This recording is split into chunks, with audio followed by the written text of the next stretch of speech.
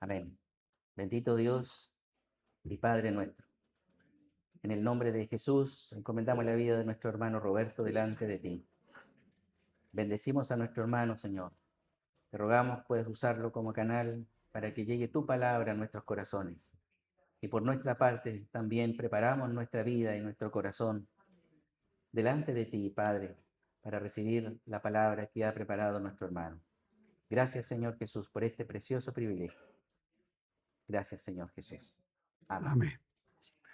Gracias, Juanito. Qué lindo ver sus rostros, hermanos y hermanas. Se contenta el corazón de estos hermosos momentos que podemos dedicar a edificarnos mutuamente. Y tengo en mi corazón compartirles algunos temas que tienen que ver con el sacerdocio, con la casa y el sacerdocio, también lo que es el reino sacerdotal y hablarles en medio de todo esto lo que es la gracia y la responsabilidad. Estos van a ser los temas que voy a estar tocando. Y vamos a ir en un primer texto a Primera de Pedro. Vamos a leer lo que nos dice el apóstol Pedro en el capítulo, el Primera de Pedro, capítulo 2, el verso 9 y 10. Capítulo 2, verso 9 y 10. Vamos a dar lectura a la palabra del Señor. Dice, mas vosotros sois linaje escogido, real sacerdocio, nación santa, pueblo adquirido por Dios, para que anunciéis las virtudes de aquel que os llamó de las tinieblas a su luz admirable. Vosotros que en otro tiempo no erais pueblo, pero que ahora sois pueblo de Dios, que en otro tiempo no habíais alcanzado misericordia, pero ahora habéis alcanzado misericordia. Vamos a leer también en Éxodo 19.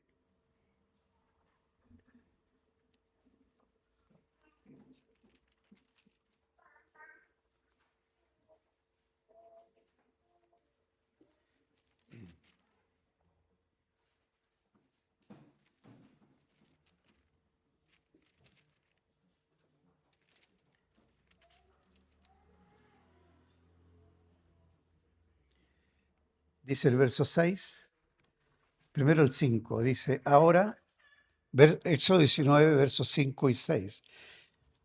Ahora pues, si diereis oído a mi voz y guardareis mi pacto, vosotros seréis mi especial tesoro sobre todos los pueblos, porque mía es toda la tierra. Y vosotros me seréis un reino de sacerdotes y gente santa. Estas son las palabras que dirás a los hijos de Israel.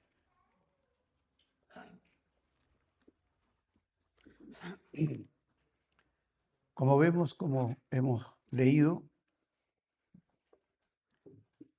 estas palabras de Éxodo 19 fueron dirigidas al pueblo de Israel, estando ellos en el desierto, en el monte de Sinaí, donde hubo 11 veces que subió al monte Moisés, y en la sexta subida hacia el monte habían pasado 40 días y el pueblo empezó a dudar. Empezó a dudar respecto de si Moisés se hubiera perdido, hubiera muerto o hubiera desaparecido, y por lo tanto todo lo que se había dicho respecto del propósito de Dios para ellos se habría perdido. Entonces empezaron a dudar y ahí fue cuando se le ocurrió a Aarón colocar este ídolo que era un toro semental de oro, cultura que traían de los egipcios, donde existían sacerdocios diabólicos como son la hechicería, la brujería, la adivinación, el oscurantismo, el ocultismo, como es hoy día la santería en muchos lugares del mundo y especialmente en esta ciudad, donde hay la ciudad de las agujas, donde hay templos por todas partes, pero mucha santería. Reprendiendo demonios, estos días, una mujer que aprendió también a reprender los demonios que estaban en ella, dice que se apareció un demonio, ella estaba reprendiendo a ese demonio, se le aparece y le dice: yo estuve presente el día que tu mamá hizo un pacto en la Virgen de Lourdes. Entonces, esto de hacer pactos, de hacer actos de consagración de vidas de niños o de cosas así, cambiar a un niño que está destinado a la muerte por una enfermedad gravísima para traspasarle a una niña que está sana, ese tipo de cosas se hace en Brasil con todo lo que es este asunto, esta cultura que viene de África, y que el 30%, el 33%, la tercera parte de Brasil está dedicada a ese culto. Es un culto público donde todavía se sacrifican gallos o gatos o perros o cosas o animales para hacer el bien, entre comillas. Entonces, el sacerdocio ha existido siempre, han existido diversos tipos de sacerdocio. Los sumerios, que es la cultura que aparece en el año 2700 a.C., en la época en que ya, si el diluvio comenzó más o menos después de 1000 años y la historia del Génesis tiene 4000 años, entonces en el año 3000, el año 3000 a.C. sería el diluvio, en la época de Noé. ¿Y cuál es la cultura que surge después del diluvio? La cultura sumeria, que es la cultura que está en la cuenca de los dos ríos, del río Tigris y el río Éufrates. Y en ese lugar llamado Mesopotamia surge la cultura sumero-caldea, ¿no? De ahí llama Dios a Abraham, de esta cultura idolátrica, que tenía templos por todas partes y tenía dioses por todas partes. Y ya en 300 años, desde el año 3000 al año 2700, han transcurrido 300 años desde el diluvio y ya el mundo de esa época está lleno de dioses, entre comillas. Y cada rey tenía reinado y sacerdocio al mismo tiempo. De tal manera que cuando Dios llama a Abraham, lo llama de una cultura, lo llama en el año 2000 a.C., ya esta cultura tenía más de 700 años y Abraham va a ser llamado para ser el patriarca de un pueblo que tendrá como función un reinado y un sacerdocio. Entonces, ahora, todo esto, lo que son estos cultos idolátricos, porque había cultos al dios del aire, al dios del verano, al dios del invierno, al dios de la ultratumba, al dios de la fertilidad. O sea, para todo había dioses. Y cada dios tenía un sacerdote que reinaba en un altar, en un edificio cuadrado, que tenía ascenso con muchas escalas, porque la divinidad de tiempo en tiempo se presentaba en la parte alta. Aquí en el Perú, por ejemplo, lo que era el culto incaico, el sacerdocio incaico, que tenía también estos mismos templos parecidos a los sumerios. Estos templos están en muchas culturas de la humanidad, de la historia de la humanidad. Y aquí en Perú se sacrificaban en ocasiones 10.000 víctimas humanas en esos altares. Y algunos, los sacerdotes, estaban mirando cuál era el más hermoso, cuál era el más inteligente, cuál era el más veloz, el más diestro, el más forzudo, y desollaban la piel de esa persona y el sacerdote se ponía la piel de esa persona para adquirir las cualidades de esa persona que tenía esas distinciones. Los aztecas, ¿qué decir? Así que, ¿y qué diremos hoy día de los Illuminatis? La masonería, que los iniciados tienen que pisar la cruz de Cristo para iniciarse en la masonería. ¿Qué diremos de estos sacerdocios? ¿Qué diremos de esta cuarta región que está llena de oscurantismo, de hechicerías, de magias y de santería. Pero Dios ha dicho que los escogidos, los siervos de Dios, que Él ha llamado con un propósito, al igual que Israel, llamados para ser un reino de sacerdotes, gente santa, apartada de toda esta oscuridad, de toda esta demonología, apartado de este culto diabólico que el mundo ha tenido hasta el día de hoy en las más elevadas los más elevados desarrollos humanistas. Esta cultura todavía existe, esta cultura pagana, pero nosotros estamos llamados de las tinieblas a su luz admirable. Gloria al Señor. Esto es extraordinario, hermanos. Extraordinario darnos cuenta quiénes somos. ¿Qué creemos nosotros que somos? Somos lo que somos por la gracia de Dios. Pablo decía, soy lo que soy por la gracia de Dios. He trabajado más que todos, pero no yo, sino la gracia de Dios conmigo. Gloria al Señor. Entonces, lo primero que necesitamos es saber nuestra identidad. ¿Somos de las tinieblas o de la luz? ¿A quién servimos? ¿A quién servimos? ¿Al príncipe de las tinieblas o al rey de reyes, señor de señores? Esto es lo extraordinario. Ahora, ocurrió en esa sexta subida de Moisés al monte de Sinaí, que habían transcurrido 40 días. 40 días en que no se sabía nada. Y aparece la duda, es lo que se siembra. Y aparece Aarón con este ídolo de oro. Le pide a las mujeres que traían las joyas de Egipto que donaran las joyas, y con las joyas hizo ese becerro. Y empezaron a adorarlo, empezaron a saltar alrededor de él. ¿Por qué un becerro? Un becerro es la figura del toro semental. Es el culto que estaba presente en Egipto. Ese culto que estaba representado en estas columnas. ¿Cómo se llaman estas columnas que están en las principales ciudades? Los obeliscos. Que el Vaticano trajo un obelisco de Egipto que está lleno de inscripciones, lleno de letras. Para traer eso de Egipto al Vaticano y colocarlo en la plaza de San Pedro, justo donde el Papa se para a hacer las prédicas a toda la gente que está presente, verán siempre frente al Papa, a lo que está hablando el Papa, allá atrás está el obelisco que trajeron de Egipto.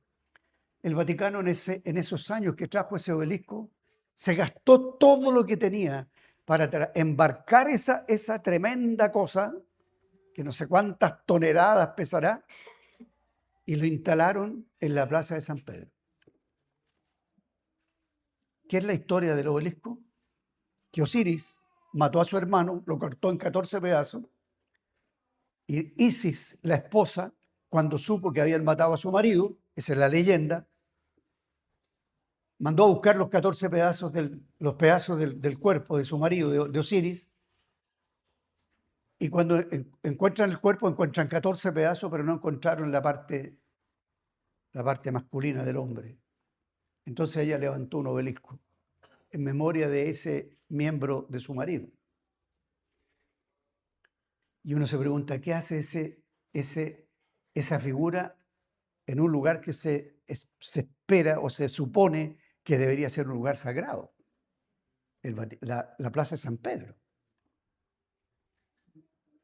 Y está ahí con el círculo de Ishtar, o sea, el aparato genital femenino y masculino, en plena plaza de San Pedro. Entonces, estos ídolos, que son los ídolos de la fertilidad, que aparecen en toda la cultura sumeria, que aparecen en toda la cultura egipcia, que son los ídolos que tienen distintos nombres y que los romanos le cambian nombre porque por la lengua que tenían le cambiaron nombres, pero estos dioses son los mismos en todas partes. Este culto a la fertilidad, que es un culto que también estuvo en el siglo VIII en Israel, en la parte norte, donde Jeroboam, en el año 900 y tantos, Jeroboam, él fue el rey de la parte norte de Israel y coloca un altar en Efraín y otra en Belén. Ese es el culto a Baal, ese es el baalismo. Y meten a Jehová en el baalismo también. De tal manera que la distorsión de la verdad es tan grande, la mentira del enemigo y los atractivos que coloca a los seres humanos son tan grandes que el ser humano, cuando se ve perdido, recurre a las cosas que pueden ser atractivas. Fuimos creados con una capacidad humana de alegrarnos con aquello que es atractivo. Fuimos creados por Dios para impresionarnos con aquello que es grandioso. Fuimos creados por Dios para doblegarnos ante aquello que es atractivo. Hay un hombre en la feria donde yo voy a comprar, que lo conozco hace muchos años. Y un día pasé por su puesto y estaba comprando algunas cosas. Y él empieza a hablar de lo que es esta relación entre hombres. ¿Por qué es tan atractivo esto? ¿Por qué uno se inclina ante esas cosas? Yo le digo, porque ese es un ídolo. Porque fuimos creados para inclinarnos ante aquello que es atractivo. Pero eso es un ídolo. Y se da cuenta él que está hablando de algo que no corresponde, por así decir. Y le hablé de Dios. ¿Qué puede ser más grande que Dios? Le dije. ¿Qué puede ser más atractivo que ese Dios que nos creó y nos salvó? Que ese Dios que se hizo hombre, que habitó entre nosotros y que nos trajo la luz, el resplandor de la gloria de Dios. ¿Qué puede ser más atractivo que eso? Así que todo lo demás que te haga inclinarte, eso es idolatría. Y se agarraba la cabeza el hombre pensando en lo que estábamos conversando. Bueno, ese día que ocurrió eso, después de los 40 días de duda, Dios manda a matar unos animales y a pasar por en medio de los animales, como una señal de reprobación de lo que había hecho Israel, y dijo una palabra: ¿quién está por Jehová? Un desafío a toda la nación. Y los únicos que se pararon para decir, aquí estamos los que estamos por Jehová, fueron los descendientes de Leví, la tribu de Leví, entre los cuales estaba Aarón, digamos, ¿no? Aarón es descendiente de Coat, que era el padre de la tribu de Leví, los coatitas. De tal manera que Aarón se levantan los levitas y tuvieron que atravesar con sus espadas a sus propios hermanos. Y ahí fue entonces cuando solamente la tribu de Leví queda como sacerdocio, y no toda la nación. Originalmente era toda la nación, pero después quedó solamente la tribu de Leví. Ahora bien, viene la consagración de Aarón, el sacerdocio de Aarón, con sus hijos. Y por lo tanto, esta consagración que se encuentra en el capítulo 8 de Levítico, nos conviene mirarla un poco para tomar las implicancias que tiene para nosotros como cristianos esta dedicación. Capítulo 8 de Levítico está la consagración de Aarón y sus hijos.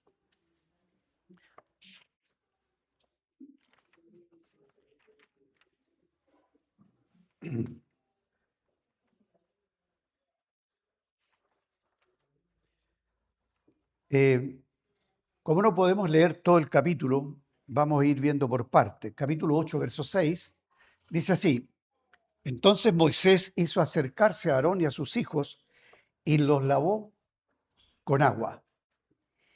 Lo primero que hace Moisés para consagrar a esta tribu, digamos, hace un lavamiento. Si nosotros aplicamos esto que hizo Moisés con Aarón, es lo que ha hecho el Señor con nosotros, habiéndonos lavado en el lavamiento del agua por la palabra, dice. O como también lo dice Hebreos capítulo 10, dice que podemos acercarnos confiadamente, libremente, ¿no? Podemos acercarnos con libertad, tenemos acceso con confianza al lugar santísimo. Y dice que tenemos que hacerlo lavado los cuerpos con agua pura y el corazón libre de toda mala conciencia. Entonces este lavamiento para nosotros no es solo un lavamiento externo, sino un lavamiento interior.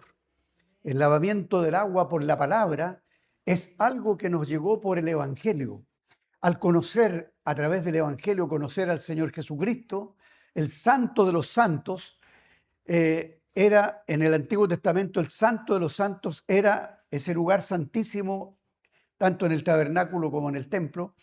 Pero ¿qué representaba ese lugar santísimo? Representaba el testimonio de Dios manifestado en los utensilios del templo, donde estaba ahí en el interior el arca del testimonio.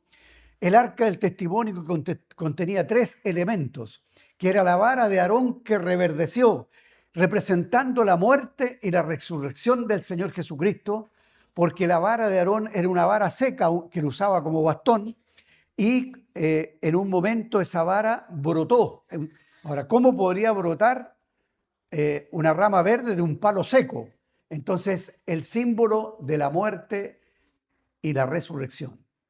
Y es el símbolo de Cristo que pasó de la muerte a la vida mediante la obra redentora en la cruz del Calvario. El maná que descendió del cielo para alimentar durante 40 años al pueblo de Israel, Jesús dijo: vuestros padres comieron el maná en el desierto y murieron, pero he aquí que yo soy el pan vivo que descendió del cielo. El que me coma no tendrá más hambre. ¿Hambre de qué? Hambre de cosas superfluas. Porque cuando conocemos a Cristo se nos acaba el hambre de anhelar o desear cosas que son para muerte, ¿no? Y lo único que nos satisface es aquello que da vida. Y lo único que da vida es Cristo el Señor.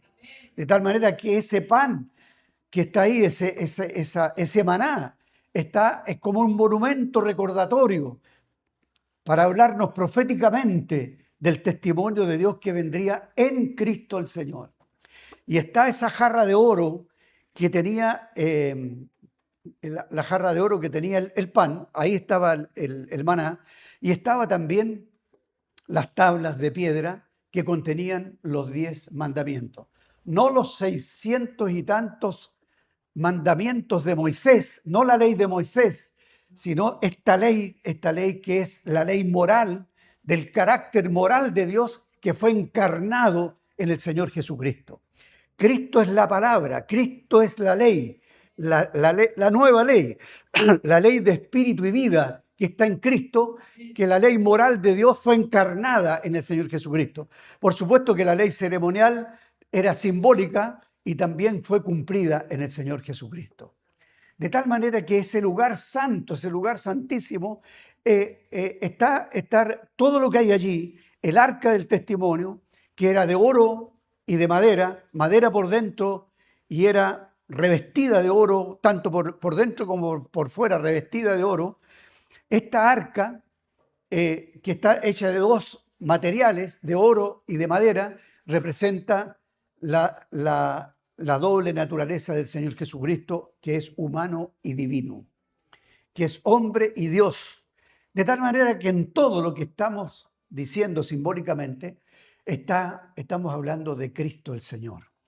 Él es el lugar santísimo. Y por lo tanto, cuando llegamos a Él, habiendo oído la palabra, la purificación que nos vino por la palabra, nos lavó de nuestras impurezas, para que nosotros iniciáramos este llamamiento de Dios de ser reyes y sacerdotes. Lo segundo que ocurre, el segundo paso, tiene que ver con la vestimenta. Verso 7. Y puso sobre él, capítulo 8 de Levítico, y puso sobre él la túnica y le ciñó con el cinto, y le vistió después el manto, y puso sobre él el efod, y lo ciñó con el cinto del efod, y lo ajustó con él. Luego le puso encima el pectoral, y puso dentro del mismo los urim y el tumim. Después puso la mitra sobre su cabeza, y sobre la mitra enfrente puso la lámina de oro, la diadema santa, como Jehová había mandado a Moisés. Aquí tenemos entonces la vestimenta. La vestimenta, esta es una vestimenta primorosa. Es algo que contiene lino fino, como se dice en el Apocalipsis al final, que la iglesia, la esposa del Cordero, estará vestida de lino fino, blanco y resplandeciente. Ese lino fino que se cultivaba en el primer siglo, en la época de Jesús, desde el río Nilo estaban estas varas de este pasto de lino, y podían con 500 gramos hacerse un par de miles de metros de hilo fino. Nunca más, a través de los siglos, se ha podido hacer un hilo de esa finura. Hoy día hay una nación allá en Europa que hace hilo de lino, pero no, con 500 gramos no alcanza a hacer 500 metros o 800 metros, pero en aquel tiempo se hacían 2.000 o 3.000 metros. Entonces, ese lino fino nunca más ha existido, no lo conocemos. Es una ropa finísima, maravillosa. Pero también este lino fino, que es blanco, naturalmente blanco, representa esta vestimenta, estos colores, representan también los 4 aspectos de Cristo que están narrados en los 4 evangelios. El color rojo que es el evangelio de Marcos. Ya le voy a explicar por qué. El color púrpura, que es el evangelio de Mateo. El color blanco, que es el evangelio de Lucas. Y el color azul, que es el evangelio de Juan. Los 4 colores que estaban en la puerta del atrio, en la puerta de la entrada al lugar santo y la puerta del lugar santísimo, estas 3 puertas que se llaman camino, verdad y vida, que Jesús dijo: yo soy el camino, la verdad y la vida, yo soy las 3 puertas que dan acceso al lugar santísimo, y esas 3 puertas estaban marcadas con los 4 colores. Y las cortinas de interior también estaban, por todas partes, estaban los 4 colores. El color púrpura representa la realeza. Somos un reino de sacerdotes. Y el color púrpura representa todos los reyes eran los reyes de la antigüedad, todos ellos se vestían con este color, con el color púrpura. Era el color que distinguía a los reyes. Después, bueno, en el caso de los sacerdotes que ministraban, en este caso Aarón y sus hijos, toda la tribu de Leví, tenía esta vestimenta también. Ahora, ¿por qué el color púrpura es el evangelio de Mateo? Porque el evangelio de Mateo nos presenta a Jesús como el rey de reyes y el señor de señores. ¿Por qué el color rojo está en el evangelio de Marcos? Porque el evangelio de Marcos nos presenta a Jesús como el buey que va al matadero. El buey que está sirviendo en los primeros 8 capítulos, y de ahí al final el rey que va al sacrificio. De tal manera que el rojo es el color de la sangre de Cristo. Gloria al Señor por eso. El color blanco que representa la pureza, porque Lucas nos presenta a Jesús como el varón aprobado por Dios, el Hijo del Hombre, ¿no es cierto? El Hijo del Hombre, que es todas las características humanas del Señor Jesucristo, y lo menciona una y otra vez como el Hijo del Hombre, pero como el hombre perfecto. Y finalmente Juan, que nos muestra a Jesús como el águila, que tiene esta águila que tiene la característica de ser el ave que sube a la parte más alta, y esa parte más alta representa el cielo, y por lo tanto el azul, Juan nos presenta a Jesús como el Hijo de Dios, amén, como el Hijo del Dios viviente. De tal manera que estos colores nos representan los 4 aspectos de Cristo que están presentes desde el Génesis hasta el Apocalipsis. Las 4 características están ya en el primer capítulo 1, las señales que he mostrado del reinado, del sacrificio, de la naturaleza humana y la naturaleza divina de Cristo, están en el primer capítulo de Génesis, no tenemos tiempo para ver eso ahora. Pero de ahí para adelante, esos 4 aspectos, usted los va a encontrar en el libro de Ezequiel, en los 4 rostros, que es el rostro de águila, rostro de hombre, rostro de buey, y rostro de qué, hay uno más que me falta. ¿Ah?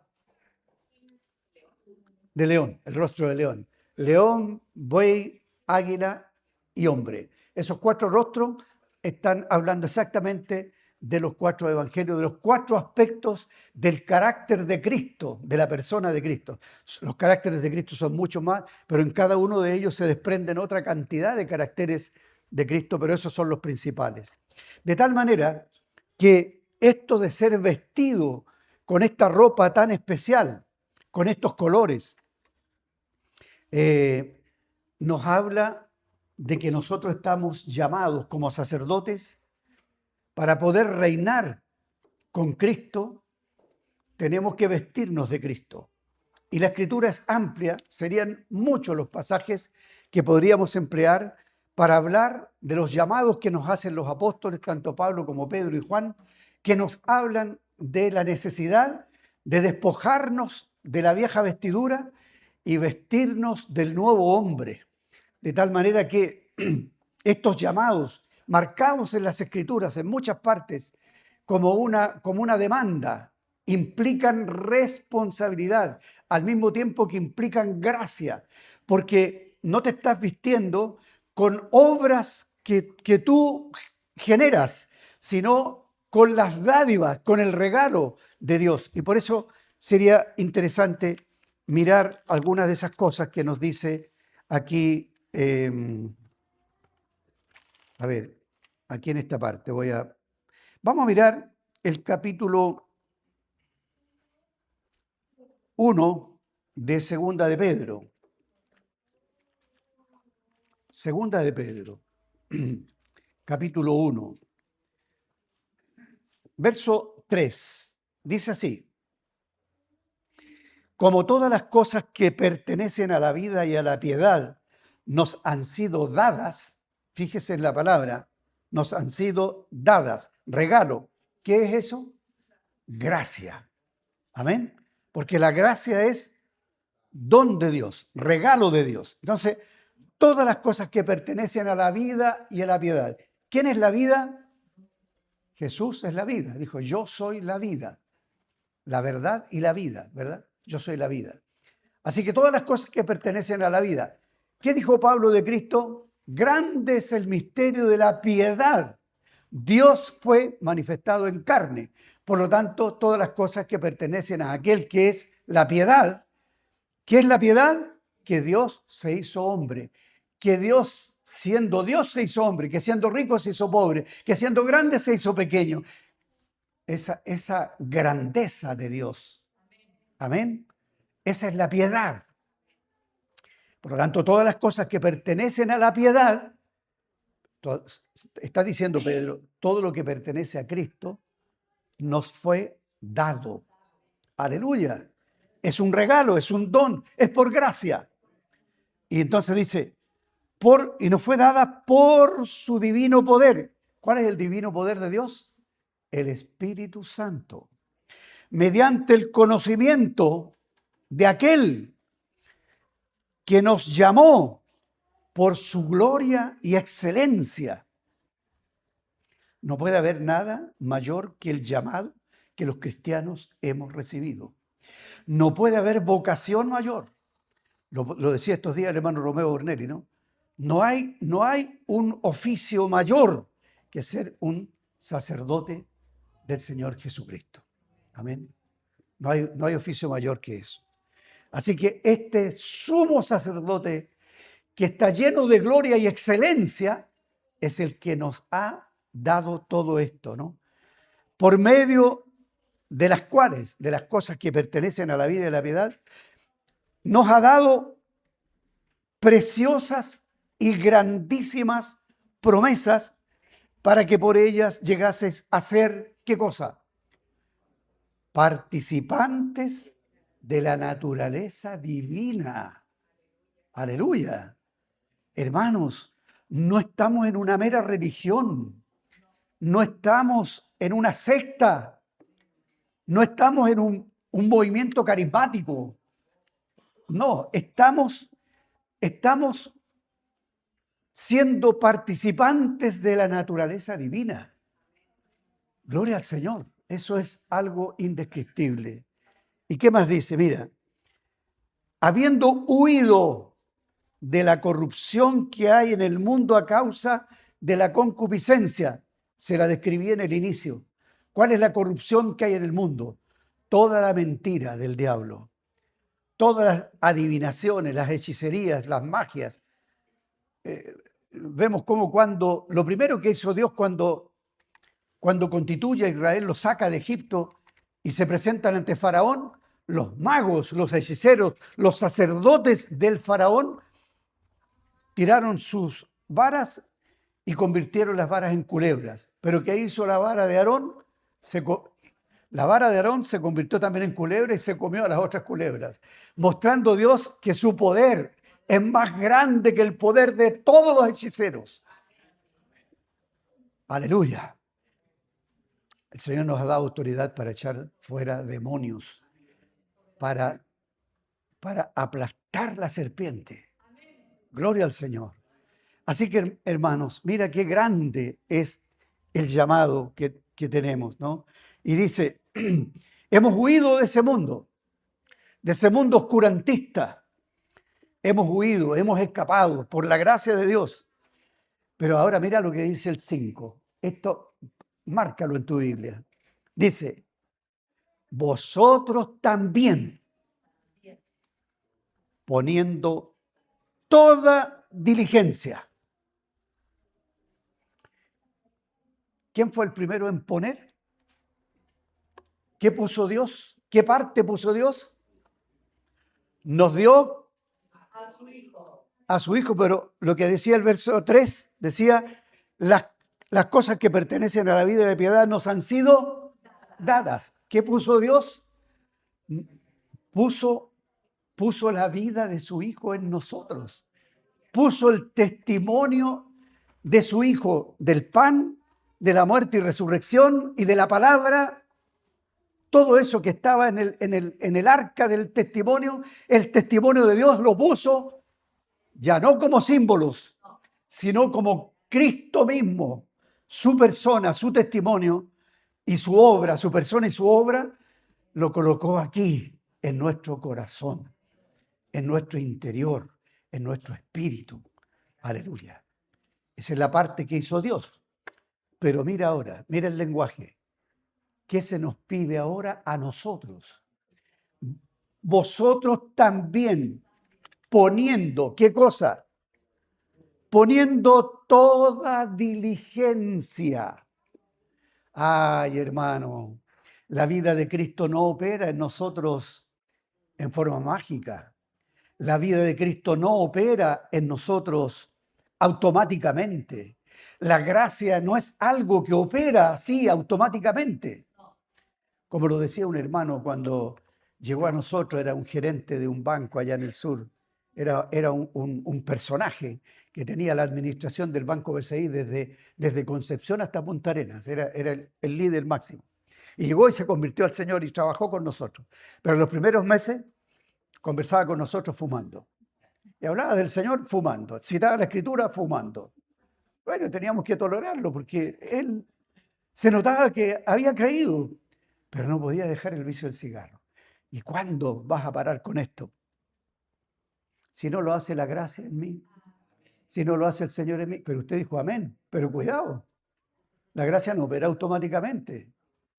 Uno tiene que reconocer lo que está mal en uno.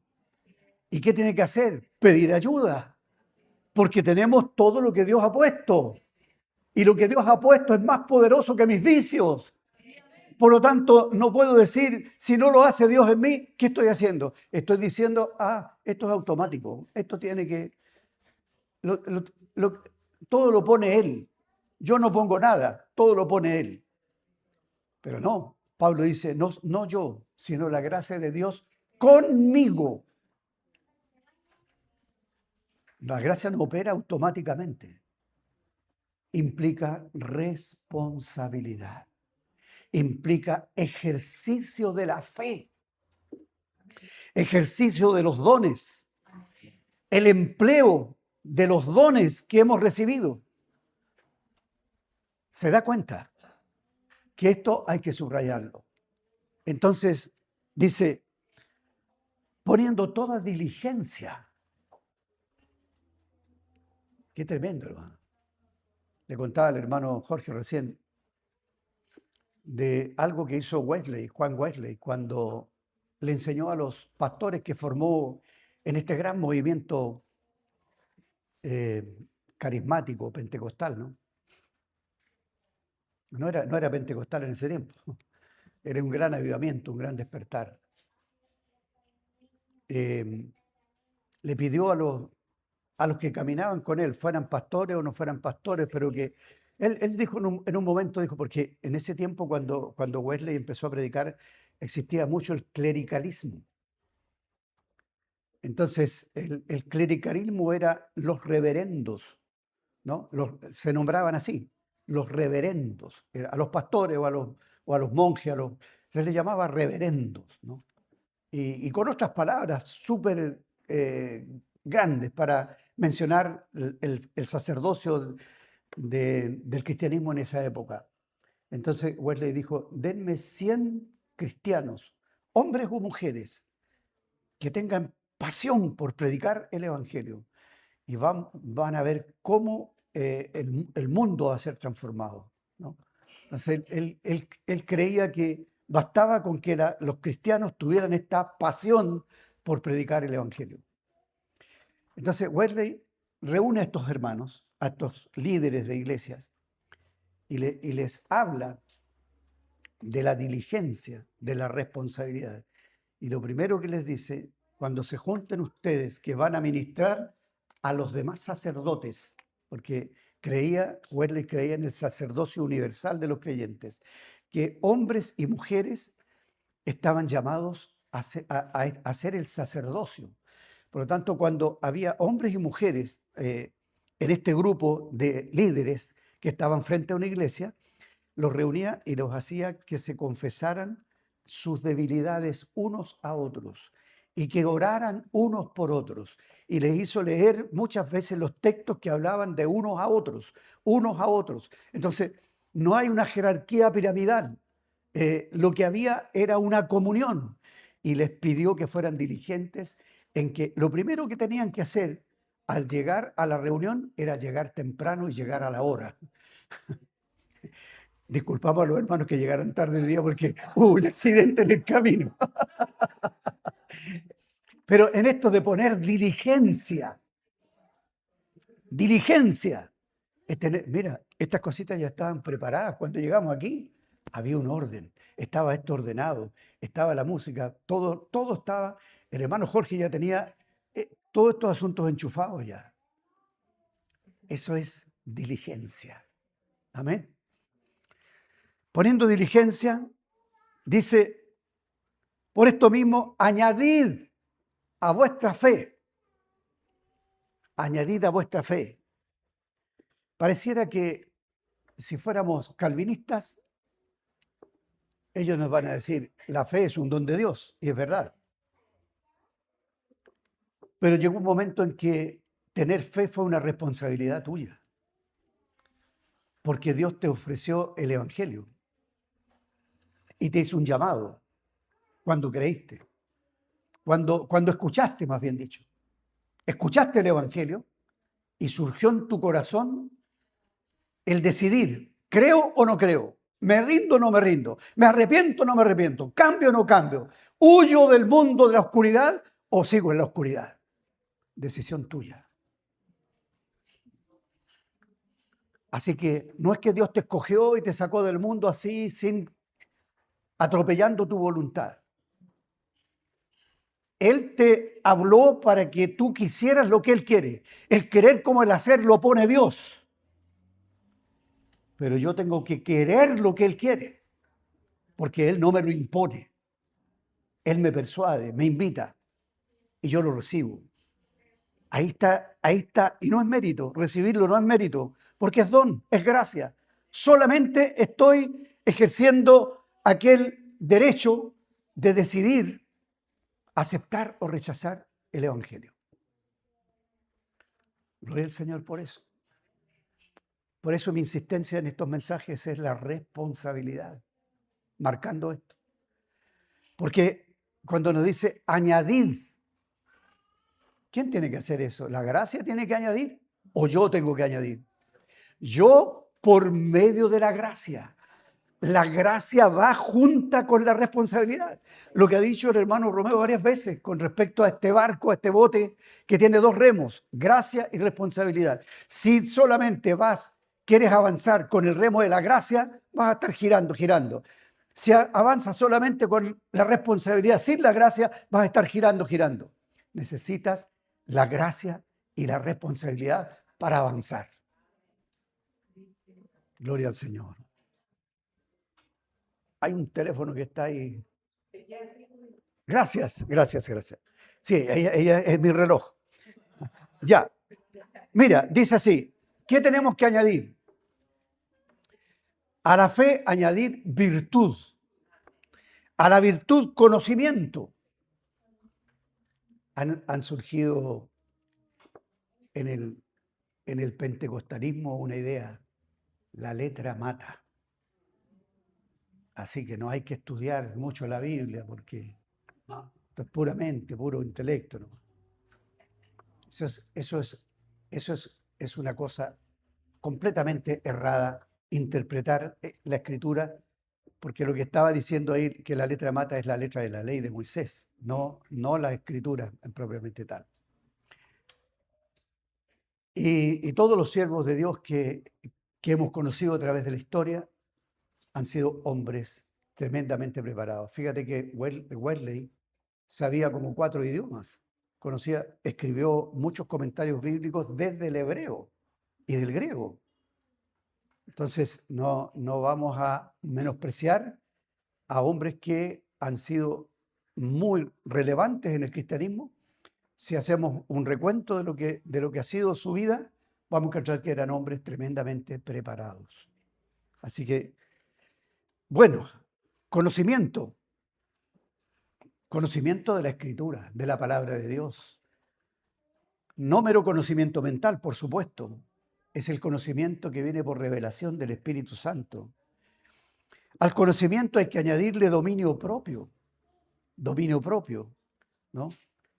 Que también es un don de Dios. Todo esto es un don de Dios. La paciencia es parte del carácter de Dios, pero yo soy llamado a ser participante de la naturaleza divina. Estoy llamado a ser participante del carácter de Dios, de las características de Dios. Es lo único que no voy a poder nunca ser como Dios es en ser todopoderoso, omnisciente, omnipotente. Nunca voy a poder tener esas virtudes, esas 3 virtudes, ¿no? La omnipotencia, la omnisciencia, la omnipresencia. Eso solamente lo tiene Dios y nadie más. Pero todas las demás virtudes, el Señor quiere que las tengamos. Amén. Gracias, Señor. Luego, la piedad. La piedad, que ya vamos a hablar de la piedad en el próximo mensaje. La piedad que tiene que ver con la humildad y la mansedumbre. Son la misericordia, la piedad y la humildad son palabras que van de la mano en la vida de un cristiano. Y finalmente, el afecto fraternal. Al afecto fraternal añadirle amor. Note que Pedro empieza como de atrás para adelante, para adelante, y Pablo cuando habla, dice que en Gálatas dice que el fruto del Espíritu es amor, y empieza desde el amor hacia abajo. Y Pedro parte de las otras virtudes hasta llegar al amor. Pero es lo mismo, ¿no? Gracias, Señor, por eso. Ahora, estaba diciendo que en la consagración son 4 cosas. Lo primero fue el lavamiento. El segundo fue la vestimenta, y nos estamos vistiendo de todas estas cosas. Cité todo esto porque esta vestimenta la puso Dios para que seamos reyes, distinguidos como reyes, con los colores que distinguen a los reyes, con los colores de las características de Cristo, que son los 4 evangelios, con estos colores, pero también con estas virtudes, estas características que se encuentran en el carácter de Cristo. Amén. Por lo tanto, entonces todo lo que les he dicho tiene que ver con el lavamiento, la vestimenta, pero ahora viene lo que se llama la consagración, y tiene que ver con la sangre del animal que se sacrificó ese día en que fue consagrado Aarón, y le pusieron en el lóbulo de la oreja la sangre, en el pulgar de la mano derecha y en el pulgar del pie derecho. Cosas que representan el oído, el hacer con las manos y el caminar, los caminos por donde transitamos. Y estas 3 partes de nuestra naturaleza humana tienen que ser consagradas por medio de la sangre del Cordero. Tienen que nuestro oído estar siempre atento, siempre un oído, y ya les voy a hablar después del oído interno del corazón, porque no es este oído solo decodifica las palabras y las pasa por un proceso en nuestro cerebro, pero tienen que internalizarse al oído interno del corazón para poder entender lo que Dios quiere hablarnos. Así que esto es maravilloso, hermano. Se cumplieron los 5 minutos, no quiero cansarlos, así que en la tarde vamos a tener otra, ¿no es cierto? Así que bendito sea Dios por lo que hemos escuchado hasta ahora. Gracias, Señor.